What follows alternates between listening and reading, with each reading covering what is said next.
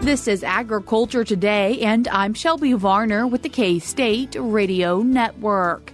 Dan O'Brien, K-State grain economist, kicks off today's show with this week's grain market update.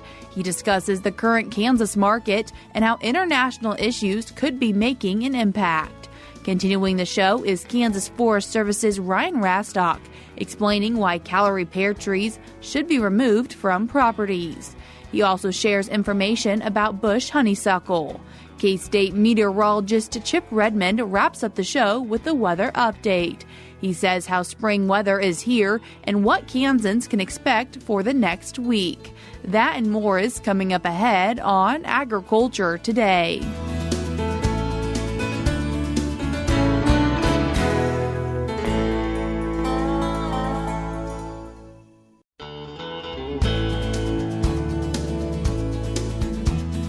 You're tuned in to Agriculture Today, and we start our Friday show with a grain market update with K-State grain economist Dan O'Brien. Dan, thanks for joining us once again. Thank you, Shelby. Dan, working through what we usually talk about and starting off with futures. Been interesting to watch the grain markets. You know, we were mired in such downward trends all the way through, basically from harvest, after harvest, and then into November, December, January, and even February. It just seems that we could not in any way break out of these downward trends that we had, kind of channels of prices, a little bit of up and down, but generally definite downs. And now for these crops, we've seen in the last 2 weeks what probably, at least for trend breaking sideways moves, not a lot strong to the high side yet that you definitely identify. Although for corn, especially for soybeans, we do see something, moves that definitely aren't downward and are all that much more to the upside. And there's some factors coming into play on it. I should say that in looking into futures, we have a time of volatility right in front of us here on next week, basically Thursday,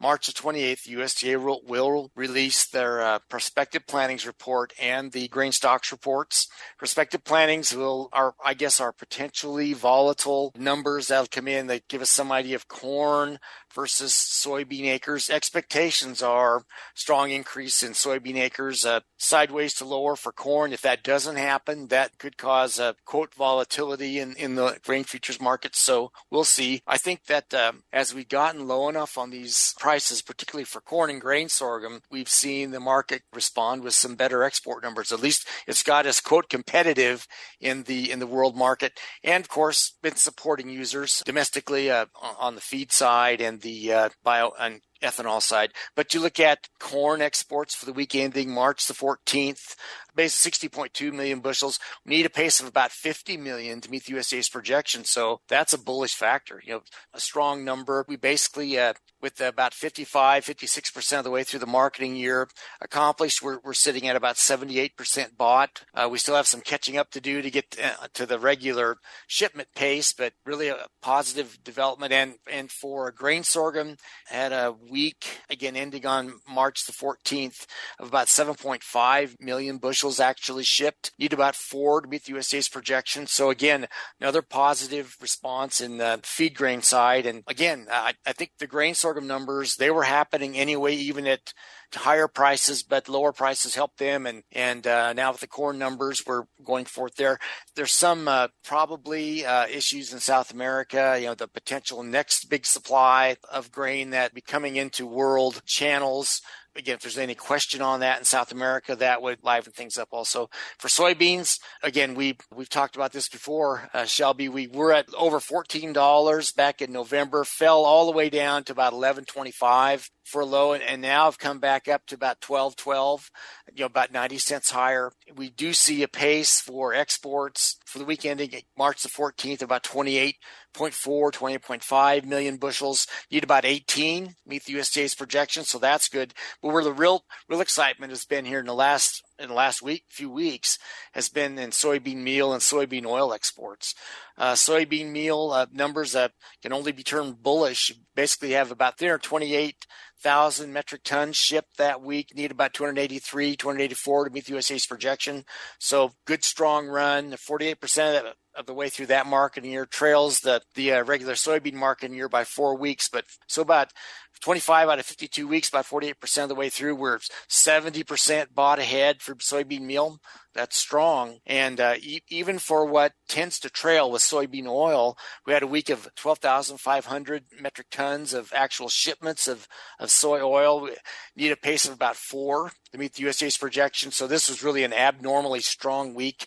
So I guess there's an old adage in economics that the best cure for high prices is high prices, best cure for low prices is low prices. And the low prices have come in and really in the futures markets and as they've affected cash have helped to spur demand on and if anything, probably helped us to at least set a floor in these markets and put us in a position now.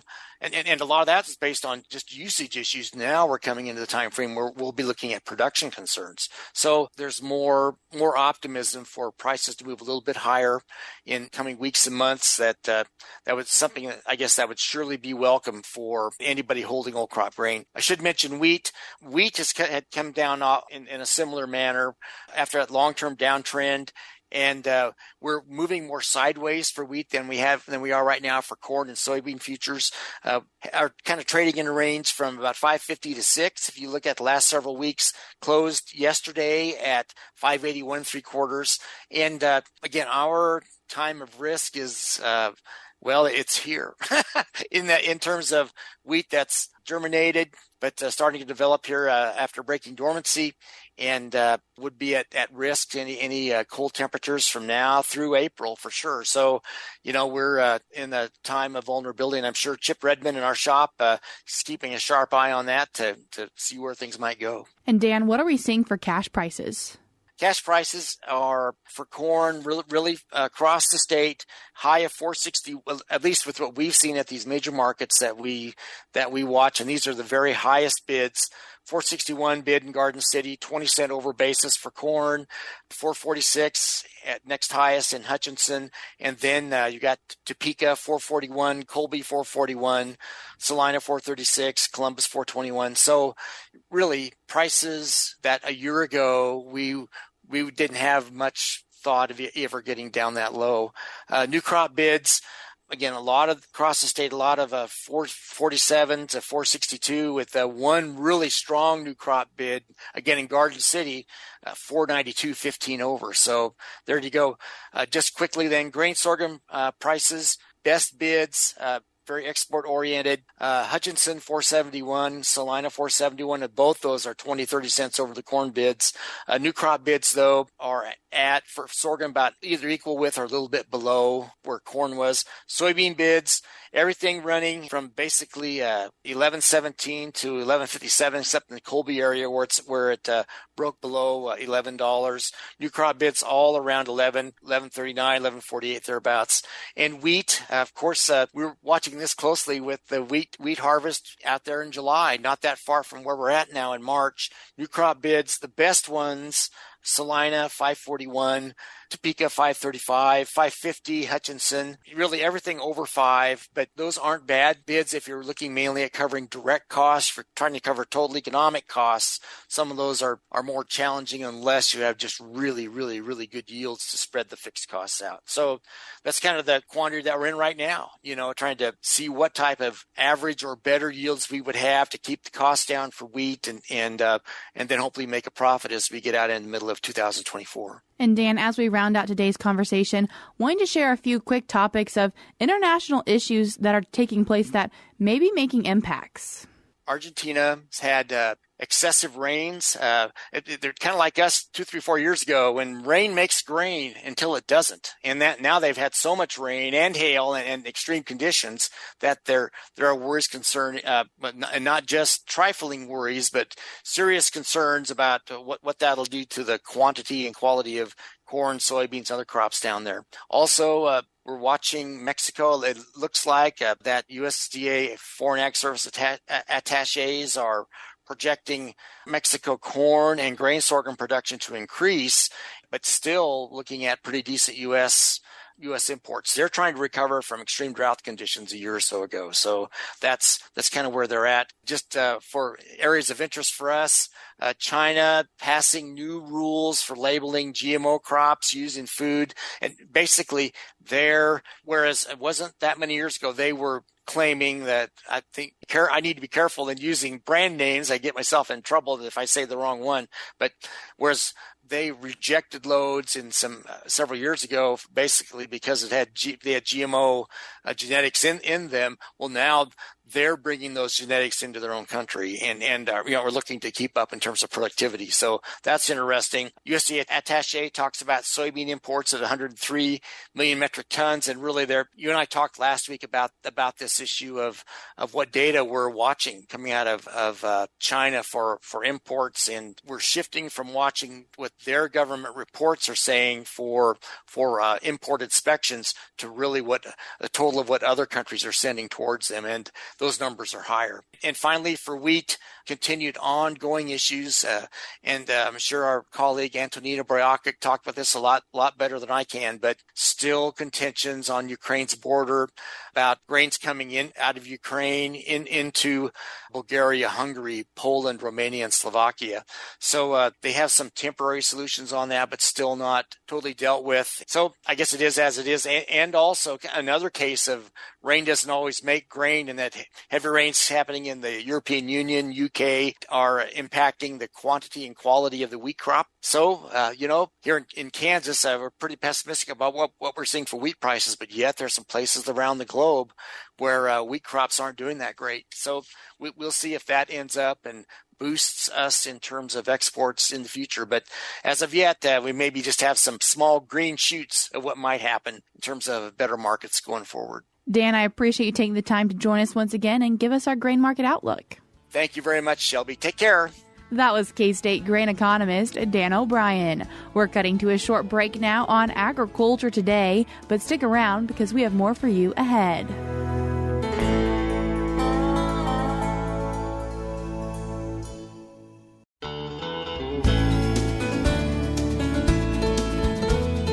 You're tuned in to Agriculture Today, and we continue our Friday show talking about Callery Pear trees. And then to talk about it, we're joined by Forest Health Coordinator with the Kansas Forest Service, Ryan Rastok.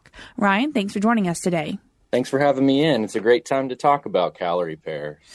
Ryan, and we have talked about Callery Pear trees a little bit in the past, but why is right now a really, really great time to talk about them? Well, I think any time is a great time to talk about them so we can keep the pressure on it. But specifically right now, they're in flower. So they have those really conspicuous white flowers. In fact, I was flying back to Kansas from Georgia in a plane last week, and I could see as we were driving into the Kansas City airport there, I could see an abundance of Callery Pear even from the plane there. So you can see it. You can be aware of it as you're driving down the highway. It's very conspicuous this time of year. And it's sometimes considered pretty by a lot of people. However, smells bad? Yeah, there's been a myriad of different descriptions, most of them vile in how that smells, and maybe some not appropriate for radio. But certainly some people seem to find it a pretty vile smelling plant at times. And also something that is invasive. Absolutely. And so that's the real concern that we have right now is over time as they introduce more cultivars that could cross-pollinate, they're able to get some viable seed and are starting to establish and naturalize and become invasive very conspicuously, not just in Kansas, but regionally as well. So at this point, encouraging people maybe to get rid of those trees? If possible, yeah, that would certainly help with the issue, because I think Callery Pear is certainly something we're not beyond a tipping point. We're still at a modality of control. I think there it hasn't gotten so far bad that, there's nothing we can do about it. So I think if people would like to participate and help with these efforts, that would certainly be beneficial in the long run. So. Ryan, right now, a lot of people might be thinking about burning pasture, and sometimes that can help get rid of trees. But is that effective for a Callery Pear tree? Right. That's a really good question because burning is effective for a lot of woody vegetation, namely things like eastern red cedar and stuff like that. But in our experience and some of the trials we've been involved with, burning doesn't appear to be that effective, at least in the short run, for controlling Callery Pear. It seems to top kill it and it sprouts right back up. So, perhaps it would be a very intense repeated burns over time that might do something, but so far our trials aren't indicating that to be a very effective control method. So what would you consider an effective control method?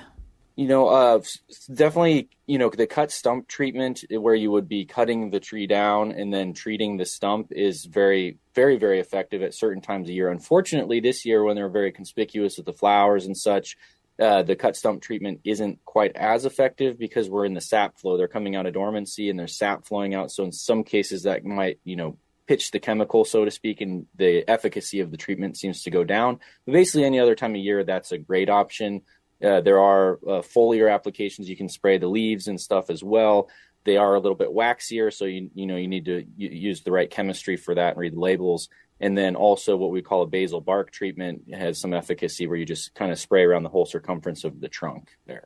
So after that tree is cut down, what do people need to do with it? So it depends where it's at. If it's in your front yard, you probably don't want to leave it there. If it's in a pasture somewhere, you might be able to just leave it sitting there and decompose over time. And so really it's kind of, up to your situation. But I do want to have folks exercise caution when they're moving that. Say if you're cutting it down from your front yard and it's one that's cross-pollinated with another one and you have viable seed, being cognizant of the movement of that seed material is definitely something to keep in the back of your mind so we don't spread it even further. If they have a tree that has cross-pollinated, how do they be careful of that? I think it would just kind of, you'll be able to see the seeds on there when you're cutting it down. And so, just kind of being mindful of that. If you cut it down now, you're not going to have that issue. You get later into the season after, the seeds have been produced, and then that might become an issue. I don't know how viable of a spread mechanism that is, but something to be aware of. So. As we're talking about these Callery pear trees right now, they're really easy to go out and spot. But once that leaves, how do you identify them? Oh, well, you just kind of got to know what you're looking at. And so they're really abundant. They have in my opinion, they have a very kind of conspicuous growth habit. Oftentimes with some of the cultivars, namely Bradford pear, they have those really tight branch angles and they'll tend to cluster with their branches kind of lower down about chest height or so. And you can see that, but the leaves are really kind of nondescript. The buds in the dormant season, I think, are pretty obvious, but that also is coming from somebody who looks at trees all day, every day. So it might be a little bit more challenging for folks who don't, look at it every day unless you get out there and just key it out and practice. So Ryan, if someone thinks they have a Callery pear tree, what could they do for identifying it? Yeah, so you can either, contact us, send pictures to us or maybe extension, or, you can even go through the exercise of, I'm sure there's some online, what we call dichotomous keys, where you could, get the features from the tree and then kind of key it out and see if you get there. Or sometimes your neighbors probably know, and asking people, or, you can even call an arborist and, have them come help you identify that. And then maybe they could help you remove it as well. And so talking about removing trees, the Kansas Forest Service has partnered with some other organizations to maybe help encourage people to get rid of those trees. Oh, yeah. This is awesome. We're doing it again this year. We have this Callery Pear buyback program, and we have one in Shawnee County on April 27th. And we have one in Johnson County also on April 27th. And the idea about this is to kind of engage with the public and let them know that this is an issue, and then kind of incentivize folks to remove their trees, and then we replace it with another tree that's not considered to be invasive. And what does that process look like for people being able to get a tree to replace it? Yeah, so it's filling up pretty fast, and so there are limited trees available to replace it with. And so, you need to cut down the tree, take a picture of it, submit it to the site to show that you had removed it, and register. So we'll need to make sure that people are registered to come and do this, so people aren't just kind of showing up day of and then the stuff runs out. So there's a registration process. You can see that on our site. And Ryan, what other trees could people possibly get to replace that Callery pear tree? Yeah, and so when they register with us, they'll be able to reserve one of the trees available. And the different varieties and species, we have serviceberry, we have American plum, we have Kentucky coffee tree, Burr, mossy oak, cup oak, and then American hornbeam, red chokecherry, black cherry, swamp white oak hybrids, sassafras, and Washington hawthorn. As we've been talking about Callery pear trees, something that are pretty but are also invasive, and something else for us to talk about that people could be seeing this time of year and being able to identify, bush honeysuckle. Bush honeysuckle, we got to keep the pressure on that one, absolutely. And this is also a good time of year to keep an eye out for bush honeysuckle because it'll tend to grow its leaves much earlier in the season. And so as you're driving down the highway, you'll be seeing the green foliage in the understory. And it's a menace, and it's very bad. very invasive, easily the biggest threat to our native forested ecosystems in Kansas, and is continuing to spread. And we need to keep pressure on that one as well. And the real issue with that is, as it's starting to establish in the woodlands and things like that, it really pushes out a lot of our native vegetation. As it's pushing them out, it'll basically occupy multiple niches, right? So it'll push out multiple plants that were occupying like different areas within that ecosystem. And so it simplifies the ecosystem and lowers overall diversity, floral and faunal diversity. And so it's very, very serious, and we need to keep that in check. So how can people go about managing it? So that's another one that's very challenging to manage. First is to identify if you do have it, and it's good time of year to get out there and look for it, because it's probably going to be one of the few green things or things that are greening up right now. And then it's very shallowly rooted. So depending upon the extent of it, you can just pull it out of the ground. And we've had some success with that, but you exercise caution where you're doing that, because if you're near a stream or something, that might disturb the soil and might cause some erosion. So being mindful of that. And there are chemical options as well. And you always want to be, judicious in your use with that and read the labels and things of that nature. But it's also want to make the point that once you get rid of it, it's very important to get something back in there to occupy that space. So hopefully it doesn't come back. And so we don't just want to kill it, leave it, and then, leave these vacant, areas in there. We really want to be diligent in getting the native vegetation back in there after it's gone. So. For bush honeysuckle, once you pull it up, does it die, or do you need to go ahead and get it off your property? Nope. Usually you can just leave it there. The top will die back, as long as the roots are pulled out of the ground or it's been treated. Maybe later in the season when the seeds are out, the seeds might go into the soil or something. But overall, it's not going to vegetatively sprout like we would see with a willow or something like that. So you just cut it off, treat it, leave it, or whatever. You don't need to haul it away by any means. Ryan, if people would like to find out more information about these, how can they do that? Yeah, they can check out our website at kansasforest.org and go to the Forest Health page, and there's a whole list of really neat resources there, not just with invasive plants, but with invasive insects, insect pests, and things of that nature. So, Ryan, I appreciate you taking the time to join us today and share with us some information about Callery pear trees and bush honeysuckle. Thanks so much, Shelby. I appreciate it. Thanks for having me. That was Forest Health Coordinator with the Kansas Forest Service, Ryan Rastok. If you'd like to learn more information about Callery pear trees or bush honeysuckle, you can do so by going to the Kansas Forest Service website. That website is www.kansasforest.org. That is forest with an S at the end. I will link it in today's show notes on agtoday.net.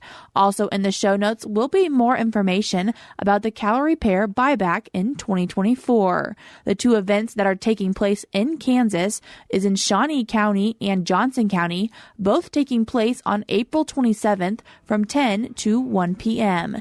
Tickets are going quickly, so if this is something you'd like to participate in, it is better to do sooner versus later. We're cutting to a short break now, but we'll be back with more ahead.